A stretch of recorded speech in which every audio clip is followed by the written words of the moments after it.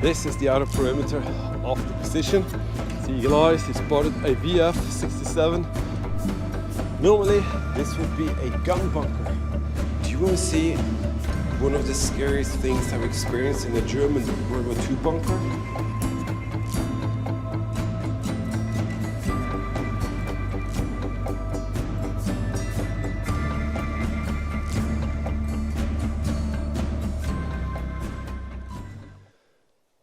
Welcome to the History Hunter, welcome to our small adventures with the World War II time frame. It's History Hunter and Eagle Eyes. We are on this magical road trip.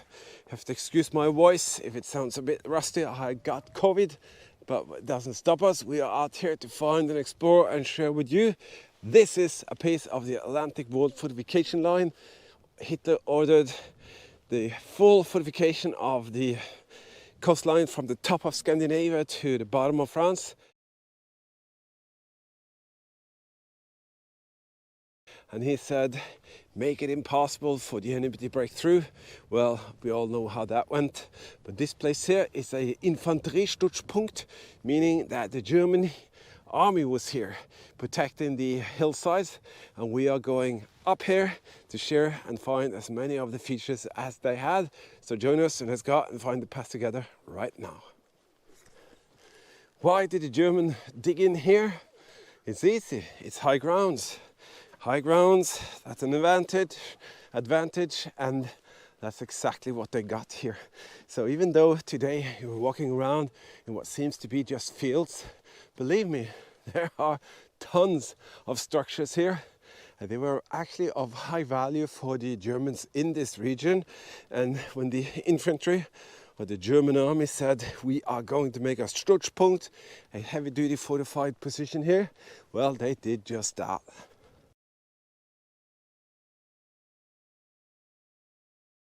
How do we find the traces of the German activity? It's not difficult. Just look down.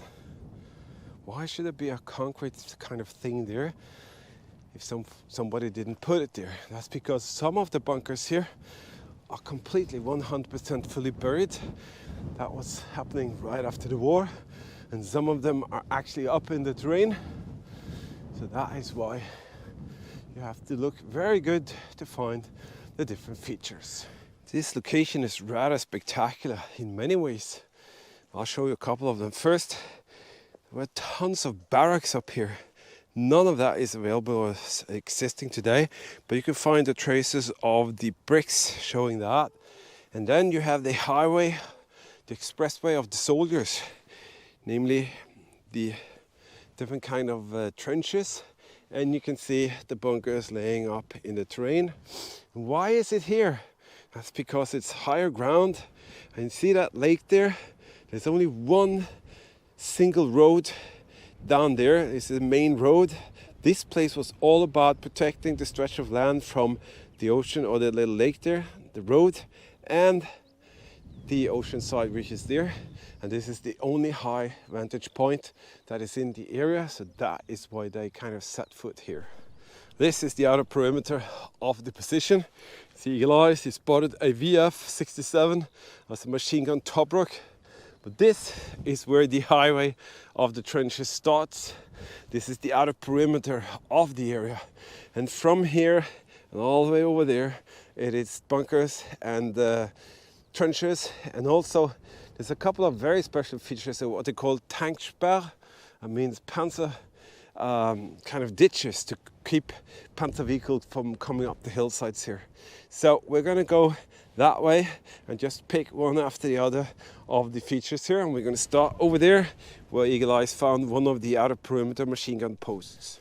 So again, I always wonder, why here? Why here? But if you dig deeper into it, you will find out why. And this place, as I said, it's all about location.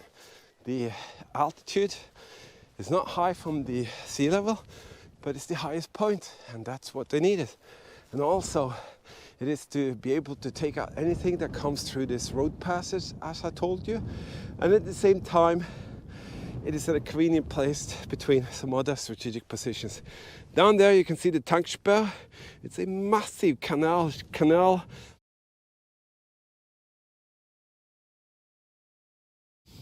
dug out in the whole terrain. It goes for kilometers over there to the other side, because there's actually a Stützpunkt over there as well.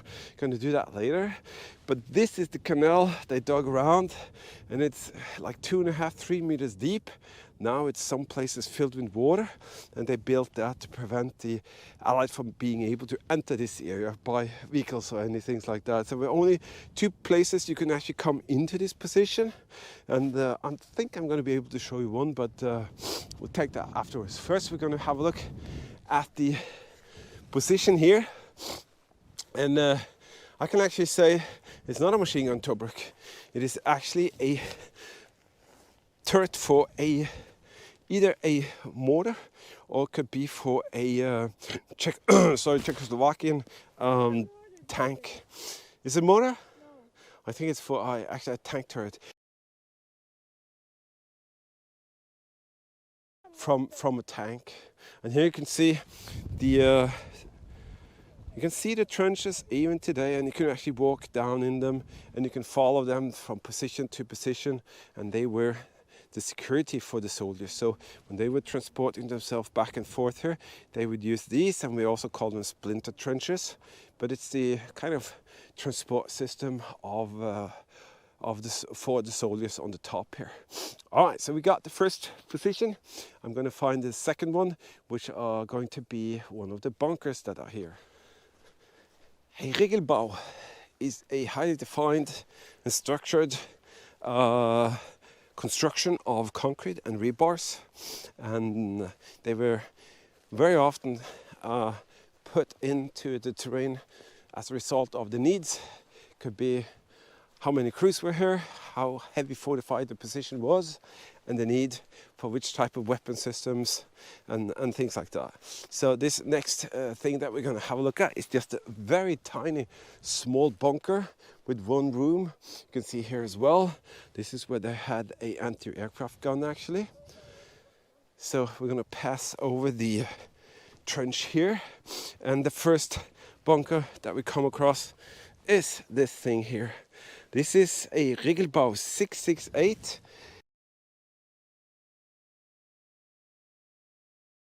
Just a tiny little thing, but it has its own weapon system, and that is right there. And that's more likely to be a MG position, and you can see what it would look like if we kind of show the full setup.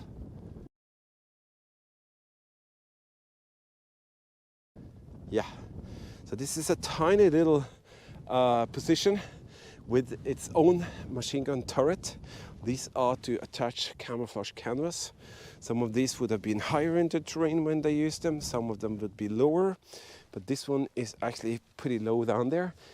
Did you know that you can become a World War II History Hunter team member, and the artifacts here could be passed on to you in this manner and fashion here by creating beautiful World War II dioramas and displays? You can be the future keeper of something very, very special by the history and the history hunting that we share together.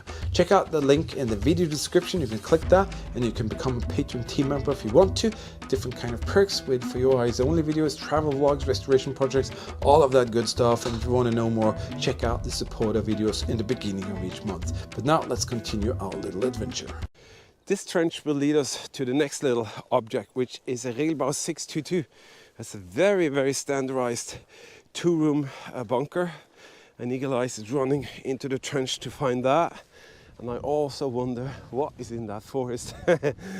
Oh my goodness, fantasy or imagination all the time. But what an incredible spot. And I can understand fully why the Germans wanted to be up here, because with that overview they had control, and that's what they wanted. All right, Eagle Eye, he's right behind me and making sure that I am safe. Boom. Used to be a steel shutter there, but it doesn't look like it was ever installed.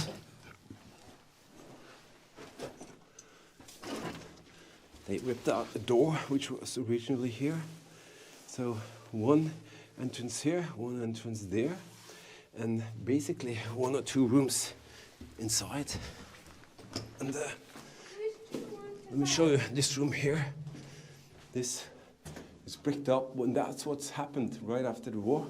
Most of them were fully bricked up and not accessible. And there's not even a shutter here, so that is very strange. So, come on, let's go inside here.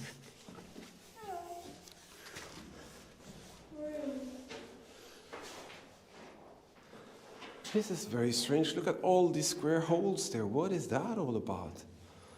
That I have never seen before.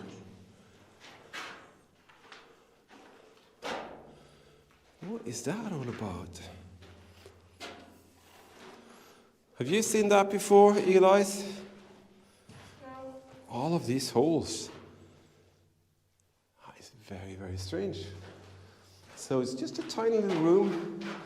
And it seems like they didn't consider to install a shutter there. And that is beyond my understanding. And you can see this is where the cables came in. Luckily this one is kind of just being flooded, perhaps when it's really raining hard.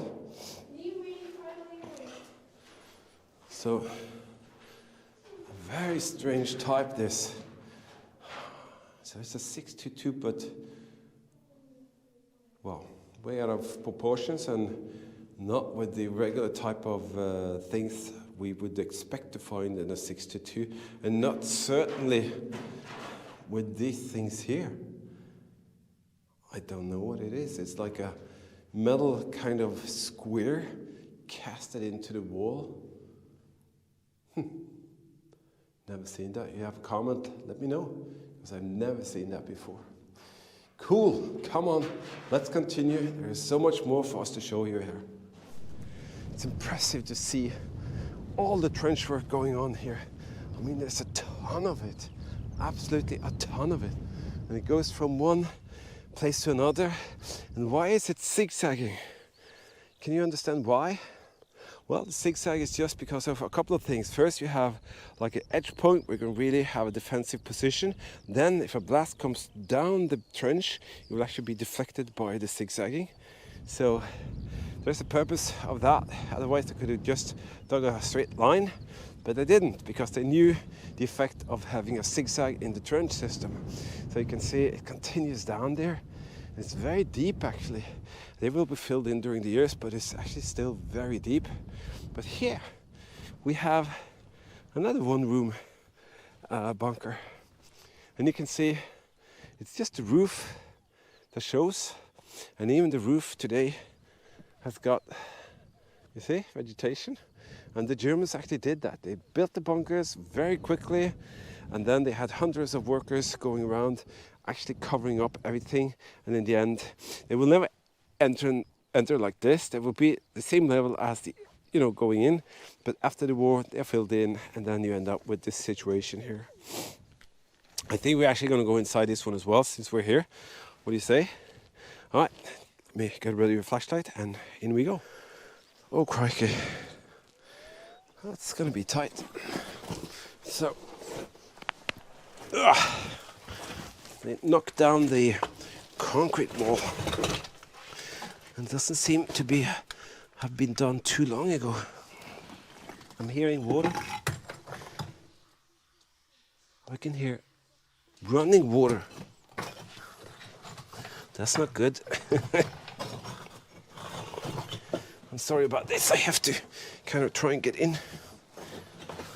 I can most definitely hear running water. Is there a river going through? It's a ton of concrete. They probably dumped that.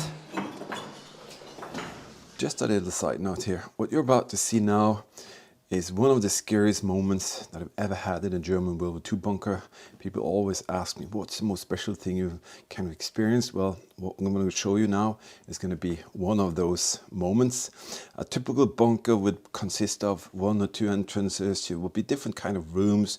You could find items like bunker ovens, ventilation shafts, emergency exits, steel doors, different kind of things on the floor, all that stuff. But what was in here was something that I never expected. And if it hadn't been for our kind of experience of being very careful in what we do and always carry at least 1 or 2 flashlights, that is the result of the support coming in from you kind guys.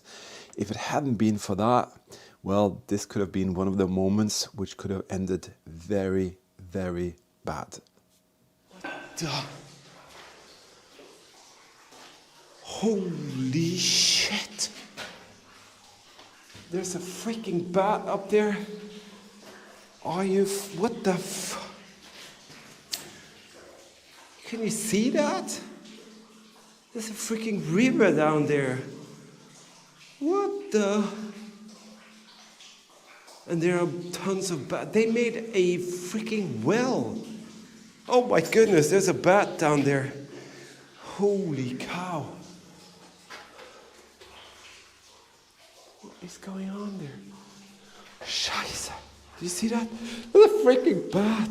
Oh, holy shit. What the fuck is going on here? Let's check it out. I'm gonna be attacked by 1,000 bats now. I'm gonna cry. What the fuck? Holy shit. That is easily 15 meters. I've never seen anything like it.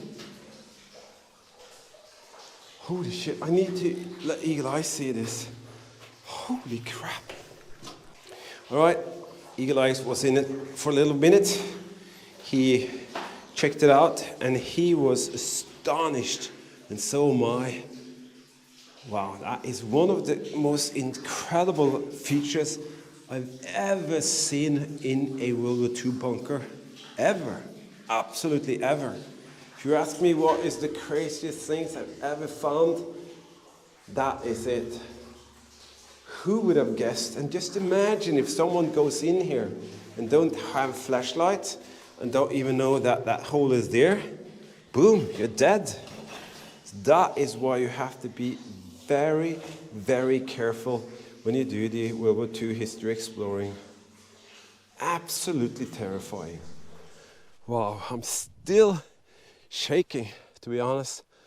And that is why I take a lot of care when I go to these locations.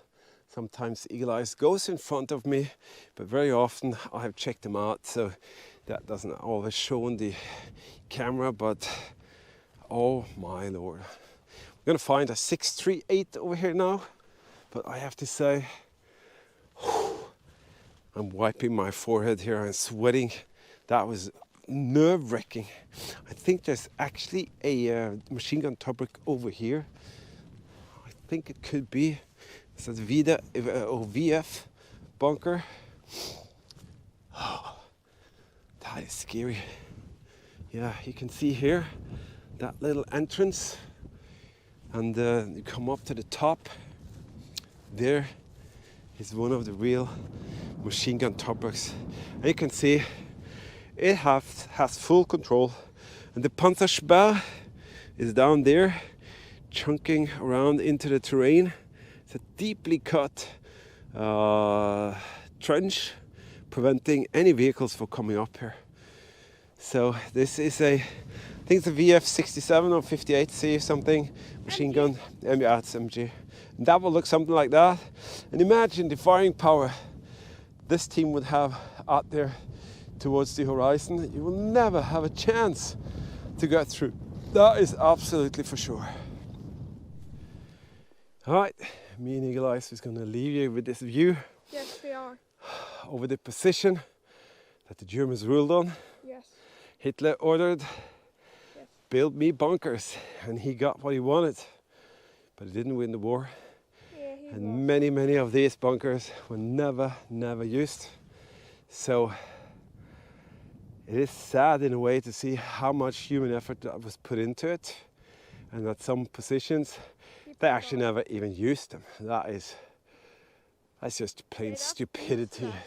It's useless and stupidity.